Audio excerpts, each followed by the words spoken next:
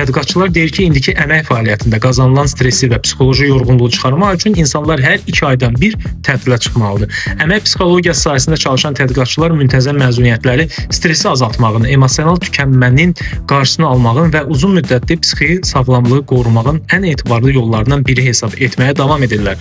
Fasiləsiz və uzun müddət işləmək, xüsusilə tibb, hüquq, maliyyə və texnologiya kimi yüksək stresli sahələrdə çalışan insanlarda narahatlığı artırır, yorğunluğa səbəb olur, yuxu rejimini pozur və emosional tükənməyə gətirib çıxarır.